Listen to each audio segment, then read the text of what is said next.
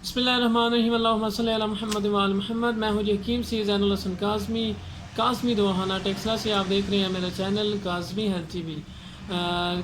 आज के जो एक मैं नुस्खा सिंपल मैं आपको बताऊँगा वो है जी दांत का दर्द।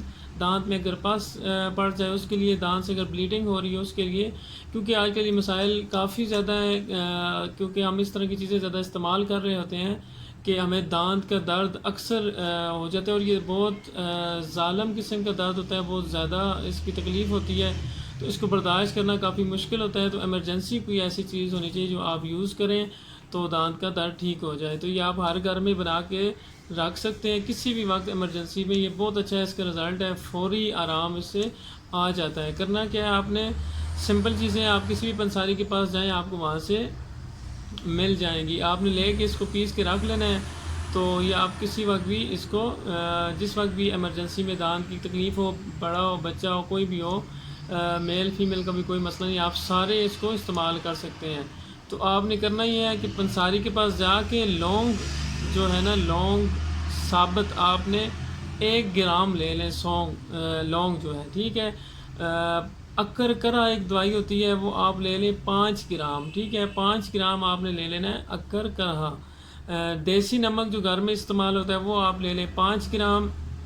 अजवाइन देसी, ठीक है, देसी अजवाइन जो घरों में इस्तेमाल होती है वो आपने ले लेनी है 5 ग्राम। इसके अलावा नौशादर एक दवाई है जो पत्थर की तरह होती है, पंसार स्टोर से मिल जाती है, ये आपने ले लेनी है 5 ग्राम।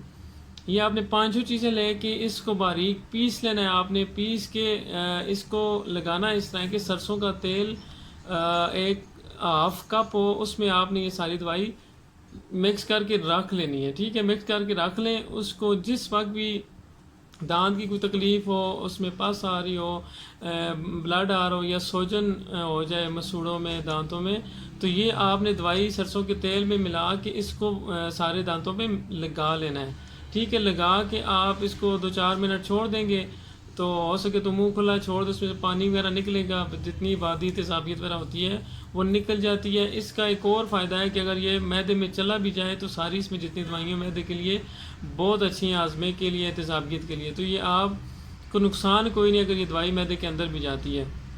तो इससे फ़ायदा होगा, आपका मैदा ठीक होगा, भूख लगाएगा, लेकिन इसका नुकसान कोई नहीं है। किसी भी उम्र का बच्चा हो, बड़ा हो, कोई भी इसको यूज़ कर सकता है। ये आप घर में बना के रख लें।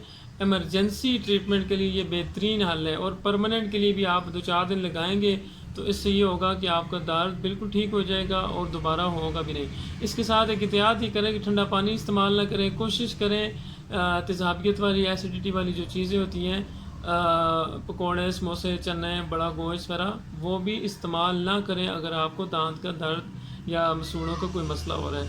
इसको ज़्यादा से ज़्यादा शेयर करें आप, और मेरे न्यू सब्सक्राइबर जितने हैं जिन्होंने चैनल सब्सक्राइब नहीं किया वो ज़रूर इसको सब्सक्राइब कर लें, और बेल आइकन का बटन लाजमी प्रेस कर लें कि ताकि आने वाली वीडियोज़ आपको मिलती रहें। अस्सलामु अलैकुम रहमतुल्लाह, शुक्रिया।